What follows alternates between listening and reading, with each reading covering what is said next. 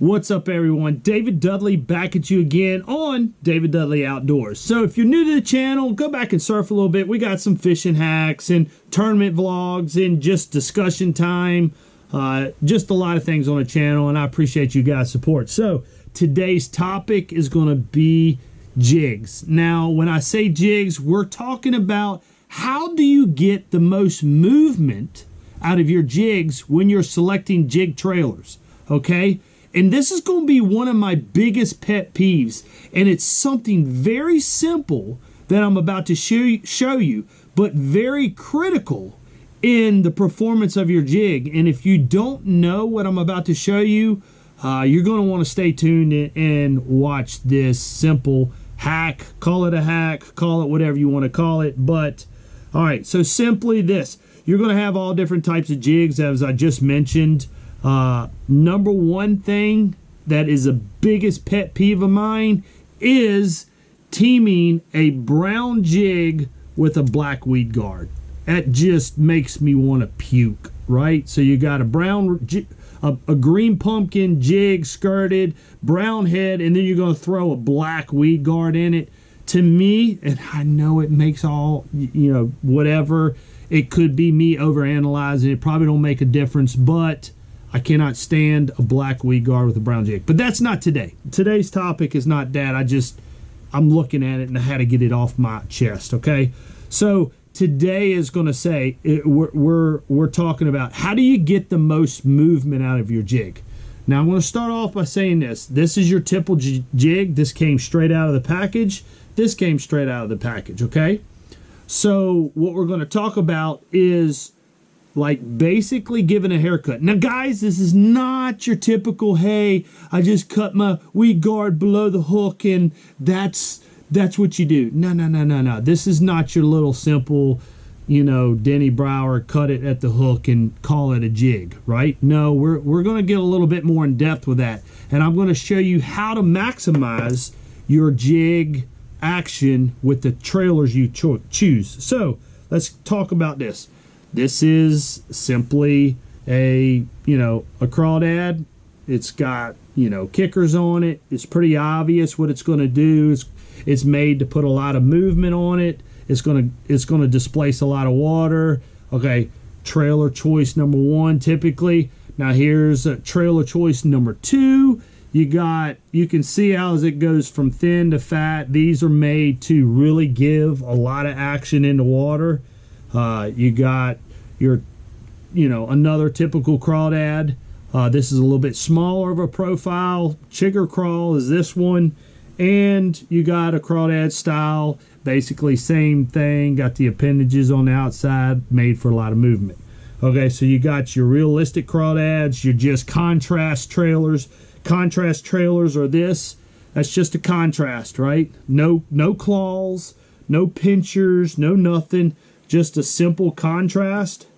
A simple contrast with a lot of movement.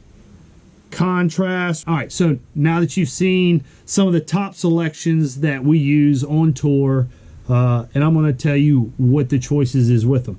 So, mistake number one. Here we go, guys. So here's your jig. Typically, you're going to take it. Most people come down, if you're using this type of trailer, you're going to come down two sections, turn it, peel it off, and here we go. So you're going to thread it up on, guys. I don't have to show you how to do that. Make sure you come out the dead center.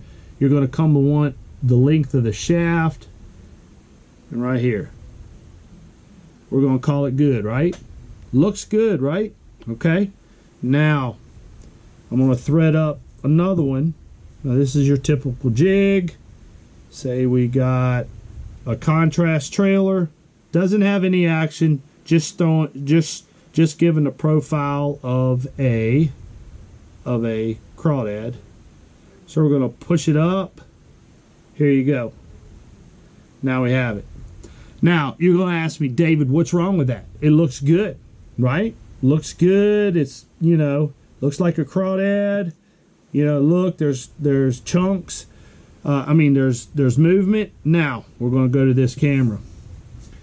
Guys, this right here, okay, You see how the skirt comes down on the arm? Now, I'm going to bring it back.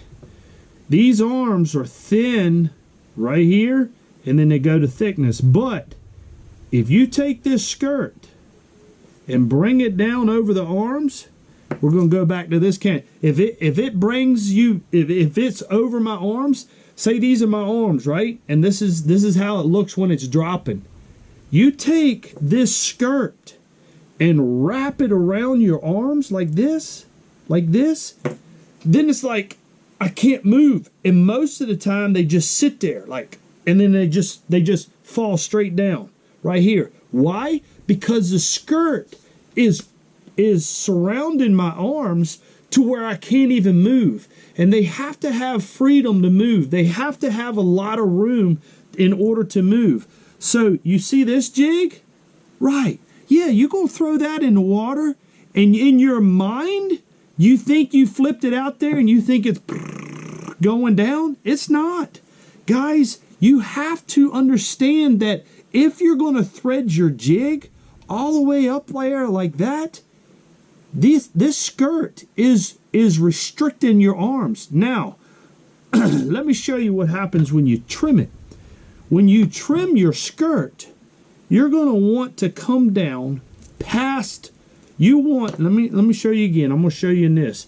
You don't want your skirt past these arms right here. You want your skirt to land somewhere right above the arms, right here, okay? Right here. If your skirt is coming down past these arms like this, that is restricting the movement, and it's not going to work. Now, hold on. So listen to this. So say you want a bigger profile, you got bigger movement. Okay, say you picked a bigger crawl. Now you can thread this up, right? You can thread this up, and you don't have to come all the way up here to this guard up here. You can leave the skirt long like this. Now look at this. You understand what I'm saying here? Right here, it's not restricting my arms. This is when I want a bigger profile. It's okay to leave the skirt long like this right out of the package, and you might not want to trim it, but you can create a bigger profile, a longer crawdad, because there's a lot of places, guys, those crawdads are that big. It's not like they're that big around, but they're that big. But you're still going to maintain the movement and create a bigger profile just by simply leaving your skirt long and not threading your chunk up all the way. Now there's the big debate, okay? The big debate of profile versus movement, okay? When do you throw, say, a profile chunk? Now look at this skirt. This is going to give you a perfect example, right? You see how this skirt is coming down past the arms of this trailer? Okay, see that right here. This is not going to allow these arms to really spread apart. Okay, again, it's like this is holding it in. So can you still catch some bass using it like this? Yeah, you can. Will you catch some bass with a profile like this? But we all know that a profile looks a lot better if it's spread out. Now, how do we get it spread out? Again, I'm going to remind you again, you're going to cut it. Now, on a profile jig, you don't have to come quite as far down through here, but the more that the skirt is down past this, the less movement that the profile is going to go like this, right? We know a crawdad swims backwards, okay? We know it comes backwards. Well, the more that you have restriction on your plastic, the less action you're going to have. So again, profile, you can trim it up, create more action on a profile, just a profile chunk, or you got something that has not only profile, but has action, say in this style of a chunk, guys, profile chunk and action chunk, and these action chunks, still give out a profile. This is the same thing. You have a profile. Now, again, I want to remind you of this, is that if you do have a jig and say this is your choice of bait, okay, all skirts aren't going to land the same. They're not always going to be the same length. So I'm going to go ahead and trim up this skirt where I would like it. And this is a senior style chunk right here. So again, look at that. That's just plain stupidity, right? Look at this. If I got that, look at all that restriction on the arms right here, okay? You see that? It's not going to give it the best action. So in order to do it, what are we doing, guys? It's kind of a no-brainer. Now, each jig is going to be different depending on the hook that you use.